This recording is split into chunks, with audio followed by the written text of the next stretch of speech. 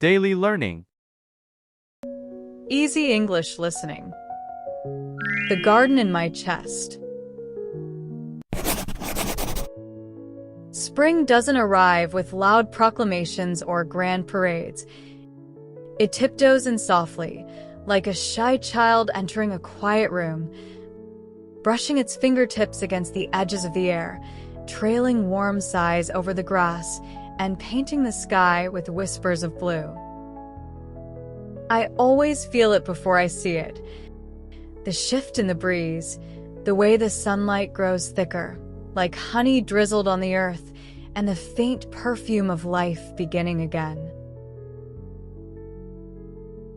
Each morning I rise to the symphony of birds singing just beyond my window, as if the trees themselves are composing verses of joy for another day, another chance.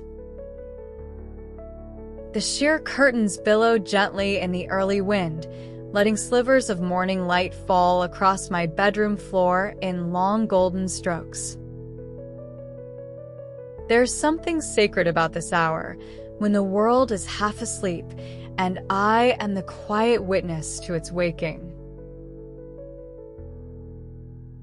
I have a small journal I keep by my windowsill. It's bound in soft, worn leather, its pages stained slightly with time and memory. On the first day of spring, I always begin a new entry, writing not so much with the intention to remember, but to relive, capturing the way the air feels like silk, how the sky blushes with the shy pink of cherry blossoms, and how my heart expands with each breath as if I, too, am blooming.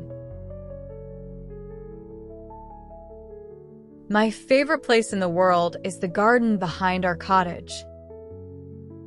It isn't grand or landscaped with order. It grows wild and unapologetically free, like it has secrets it's been keeping all winter and now can't wait to spill them. There's a small wooden bench under a tree whose name I don't know, but whose shade I've memorized like a poem.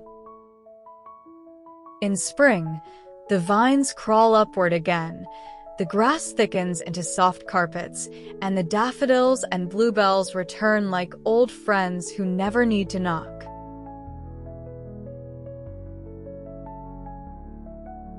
Sometimes I walk barefoot along the stone path, letting the coolness seep into my skin, grounding me. I like to close my eyes and just listen. The buzzing of bees flirting with petals, the wind speaking in leaf language, the soft creak of the garden gate. I often wonder if the earth can feel our joy the way we feel its revival. When I'm not outside, I sit by the large bay window with a book in hand, my fingers curling around a mug of warm tea as the spring rain taps gently on the glass. There is nothing more soothing than the way rain falls in spring. Not rushed or harsh, but like the sky is gently weeping in relief. I've always loved rainy days. While others complain about the wet shoes and muddy paths, I find comfort in the quiet they bring, in how the world slows just enough for you to hear your thoughts more clearly. Sometimes, when the rain is light enough, I put on my old pastel raincoat and run outside, twirling under the falling drops like I'm part of a ballet only the clouds understand. The grass sticks to my ankles and the petals cling to my sleeves, and for a moment, I forget that I'm just a girl with a journal and a teacup. I feel like a creature of the season, made of mist and soil and light. The spring air carries so many scents it's impossible to count. The sharp sweetness of lilacs blooming near the gate, the vanilla scent of hyacinths, the green, alive smell of grass freshly kissed by rain. Sometimes I press my nose against a blossom and breathe in so deeply that it feels like the flower is blooming inside my chest. There are days when I walk into town, the streets lined with cherry trees in full bloom, their petals falling like confetti for a celebration no one remembers starting. Children chase each other across cobblestones, their laughter ringing like bells, and old couples sit on benches, their hands entwined like vines that grew together over time. I often stop by the old bookstore on the corner, the one with ivy curling around its doorframe and a bell that chimes softly when you enter. The owner, a kind woman with silver-streaked hair and a voice like soft pages turning, always greets me with a warm smile and a new recommendation. I think the shop itself loves spring. It always smells of lavender and old paper this time of year, and the sunlight falls in perfect squares across the wooden floor. In the afternoons, I sometimes bring my sketch pad into the garden and try to draw the life bursting around me. I'm not a great artist, but that's never stopped me. I draw the way spring makes me feel, a swirl of pastels and curves and blooming lines. I try to capture the way the wind lifts my hair, the way the petals scatter in the air like thoughts, the way the world looks like it's smiling. Evenings in spring are like lullabies. The sky turns soft, painting the clouds with watercolors, peach, lilac, and the faintest blue. The crickets begin their songs, and the stars appear shyly, one by one. I light a candle, curl up under my blanket, and watch the night settle around the garden. It's never dark in spring. Even the shadows feel warm. There's a tree I talk to sometimes, an old maple with branches shaped like open arms. I tell it things I don't tell anyone else. My hopes, my fears, the dreams I'm almost too shy to say aloud. I like to imagine it listens, not with ears, but with roots, feeling my words in the soil beneath us. Spring reminds me that I am alive, not just existing, not merely passing through time, but truly alive. It teaches me that beauty can be quiet and soft and still move you to tears. It reminds me that just as the flowers find their way back from beneath the snow, I, too, can find my way back to joy again and again.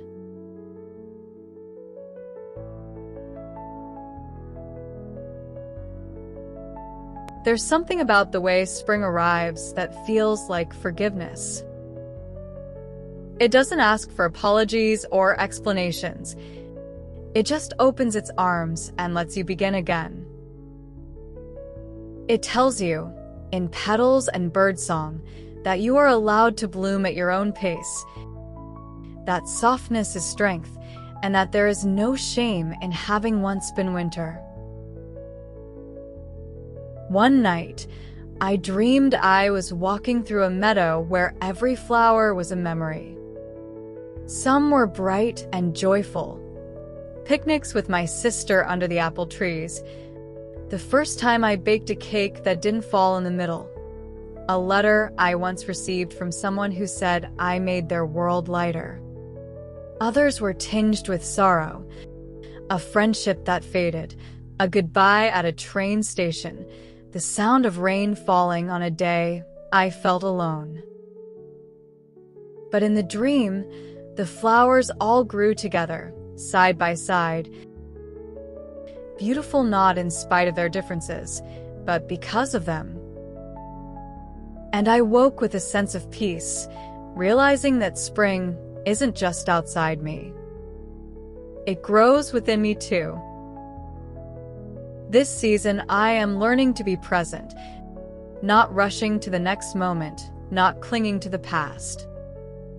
I am learning to listen to the wind, to the trees, to the beating of my own heart. I am learning that it's okay to be quiet, to be still, to simply be. I don't know what summer will bring, or where autumn will take me. I don't even know if winter will be kind. But I know this. Right now, in this season of blooming and birdsong, I am here. I am breathing. I am growing. And that, I think, is enough.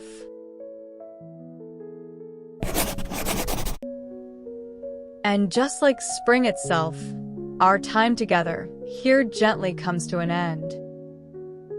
Thank you for walking with me through this garden of thoughts, memories, and blooming feelings.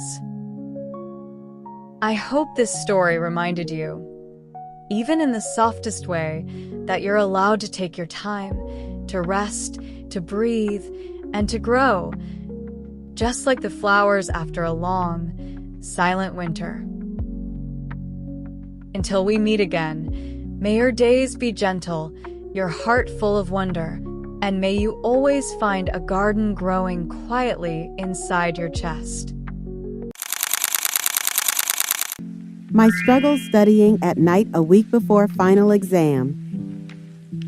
It all started exactly 7 days before my final exams. I remember sitting on my bed, staring at the messy pile of notes scattered across my desk. It looked like a war zone. Crumpled handouts, empty coffee cups, highlighters without caps, and a growing sense of panic all screamed at me, "You are not ready." I told myself I would start early this semester. I made cute planners, color-coded subjects, and even watched a few productivity videos on YouTube. But here I was again, sleep-deprived, over-caffeinated, and trying to absorb 4 months of material in just 7 days. The first night was disappointing. I opened my textbook with good intentions, but within minutes, my mind started wandering. The words on the page blurred into one big, boring blob. I blinked again. Then I just gave up and started scrolling through my phone. After 2 hours of pretending to study and feeling guilty the whole time, I finally forced myself to read one full page, only one, and I didn't even remember what it said. Not a great start. The second night, I tried something new. I cleaned my entire room. I convinced myself that I couldn't possibly study in a dirty environment. So I vacuumed, organized my closet, wiped every surface, even the corners I usually ignore. When I finally sat down to study, I was exhausted. I barely read a paragraph before my head dropped onto the desk, and I accidentally took a 2-hour nap. It was 2 a.m. when I woke up, confused and disappointed in myself. Again. By the third night, the pressure started to hit me hard. I realized I had too much to cover and not enough time. My brain screamed, "You're doomed!" I decided to pull an all-nighter. With a huge mug of coffee and a playlist of lofi beats, I stayed up until sunrise, highlighting every single word in my notebook like it would magically make me remember it all. I thought I was productive until I realized I was highlighting out of panic, not focus. Everything was yellow. My notes looked like a banana exploded on them. On the fourth night, something strange happened. I broke down. Not in a dramatic crying on the floor kind of way, but in a silent, heavy, soul-crushing way. I just sat in my chair and stared at the wall. I couldn't move. I was mentally exhausted. It felt like my brain was full, but empty at the same time. I had read so much, but none of it made sense anymore. It was like my thoughts were trying to swim through jelly. Thick, sticky, impossible to escape jelly. That night, I didn't study. I just lay in bed, staring at the ceiling, wondering why I always do this to myself. Why do I wait until the last minute? Why do I treat my body and mind like this? And most importantly, what would happen if I just gave up? But I didn't give up. On the fifth night, I made a plan. Not one of those fancy color-coded ones. Just a rough sketch on a piece of paper. Subject A from 8 to 10 p.m. Break. Then subject B from 10:30 to 12. I also made a rule. No phone near me while studying. I put it in a drawer and walked away like it was made of poison. And surprisingly, it worked. I managed to focus. Not perfectly, not for long stretches, but for 30 minutes at a time. I even remembered stuff. I wrote down flashcards. I made silly mnemonics that didn't even make sense but somehow helped. I started to feel a tiny bit of hope. The sixth night was better. I was still tired, still stressed, but I had momentum. I reviewed 2 subjects, did practice questions, and even managed to explain one topic out loud to myself, like I was the teacher. It felt weird, but it helped. I started feeling like maybe I wouldn't fail after all. By the 7th and final night, I was numb. Not in a bad way.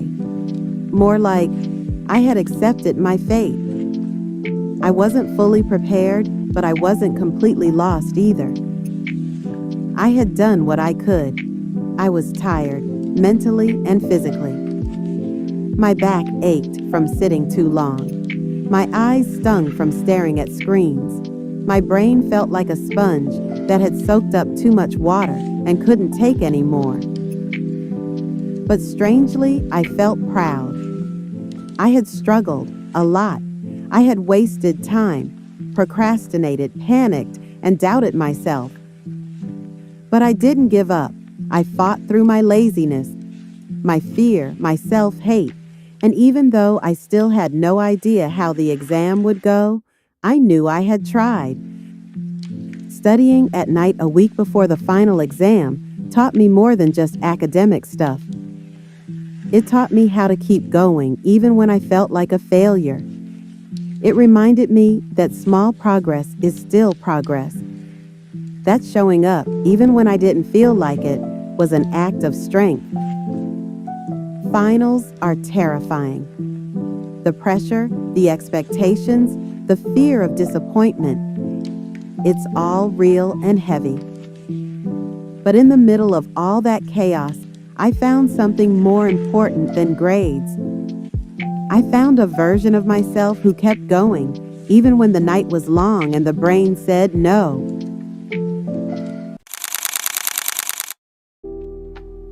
Hi, I'm Lilac. I'm very grateful that you chose me as your listening buddy today. Well, I'm not going to say any topic that much, but I hope you enjoy this section with me. First of all, there is a moment in the day that I always wait for, and it happens when the sun starts to go down. It is not a big or loud moment, but it is the part of the day that I love the most. I do not need anything special to enjoy it, just a quiet place to sit and a little time to breathe. In my yard, when the sky changes its color and the sunlight becomes soft, I feel something inside me become peaceful. This is the story of why I love the sunset in my yard and how it makes me feel calm, warm, and happy at the end of each day.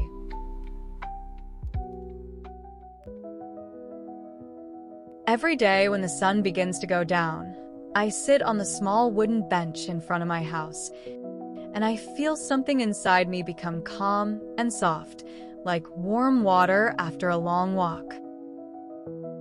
The sky turns orange and pink, and everything around me starts to look like a painting that slowly changes its colors as the light moves and fades. I really love this time of the day because it makes me feel like I can breathe easier and forget the heavy things from earlier. When the sunlight touches my skin in the late afternoon, it feels warm but not hot, and it is the kind of warmth that makes me want to close my eyes and smile without thinking. It is not strong like the sun at noon that burns and makes me sweat. It is soft like a blanket on a cold night, and I love how it makes my arms and face glow a little bit with the color of the sky. I sit still and let the light stay on my skin, and I feel like the sun is saying goodbye to me in a quiet and kind way. Most of the time, I listen to music while I sit on the terrace, and the songs sound more beautiful when the sun is going down. The music fills the space around me like a friend who knows how I feel, and the sound of the guitar or the piano or the soft voice of the singer becomes a part of the sunset itself. I don't sing along and I don't dance. I just listen and watch the sky and feel like everything is slow and peaceful. The wind starts to move around me in small, soft ways, and it brings the smell of the trees and the grass and maybe the sea far away, and I just sit there and enjoy it all.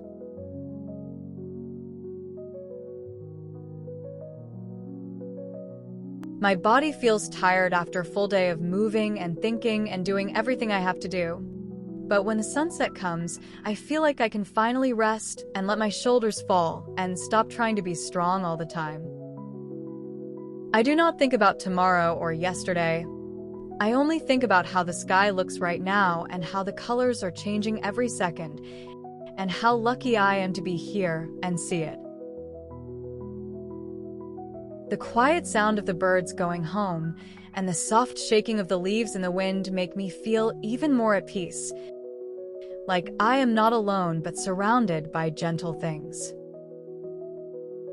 Sometimes the clouds become golden and soft and move slowly like a dream, and I follow them with my eyes until they disappear behind the trees or the roofs.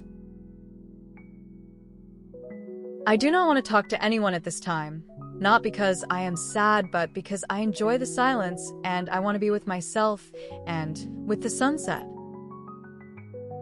I think this moment is the most beautiful part of my day, not because something big happens, but because everything becomes quiet and full of feeling without needing any words.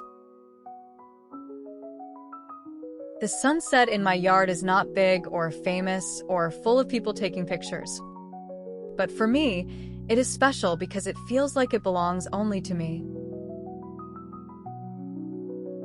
The way the light touches the leaves of the small tree near the fence, and the way the shadows move across the floor, and the way the wind makes my hair move slowly, all these little things make me feel like I am home, not just in my house, but inside myself. I like to sit with a cold drink in my hand and just watch the sun fall behind the hills in the distance, and I think about nothing or everything, and both are okay.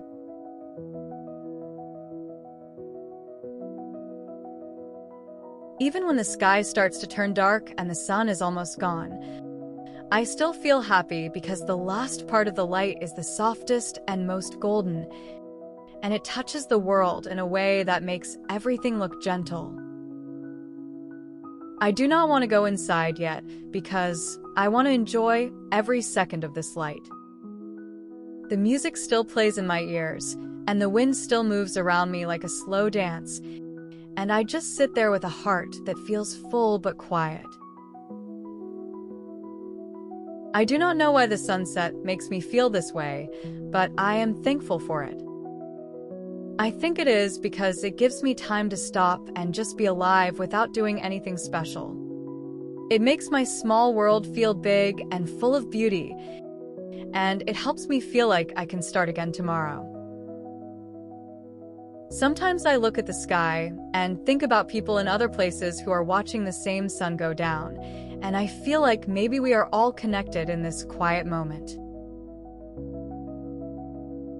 I always wait for the sunset every day, and when the time comes, I always sit in the same place, with the same songs in my ears and the same warm feeling in my heart. I never get tired of it, and I never feel bored because each sunset is a little bit different from the one before. Some days the sky is more orange, some days it is more pink, and some days the clouds make it look like fire or gold. But no matter how it looks, it always makes me feel the same kind of peace and joy and comfort. The wind gets a little stronger as the sky turns darker, and I wrap my arms around my knees and rest my head, just listening and feeling and being there. The sun is gone, but the feeling stays for a little while, like the last note of a beautiful song that stays in your heart even after the music stops. I sit until the light is really gone and the stars begin to show, and then I slowly stand up and go inside, feeling lighter and better than before. Every sunset in my yard is a quiet gift, and I am always happy to receive it. I know the sun will rise again tomorrow, and I will go through another busy day. But I also know that when the sun begins to fall in the sky, I will return to my favorite place and feel this peace again. That is why I always look forward to sunset. It is my quiet moment, my soft ending, and my gentle reminder that even the longest day can end with something beautiful.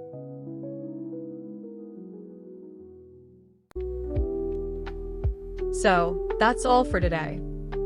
Thanks for hearing my story today. I hope each of you, wherever you are, keep consistent doing your English practice every day. I know, buddy, I know it well that it seems so hard to do. But small steps every day will take you to big results later. Don't worry if you make mistakes. Just keep going, keep learning, and enjoy the process. I'll see you again in the next video. Until then, take care of yourself and keep smiling. Bye for now.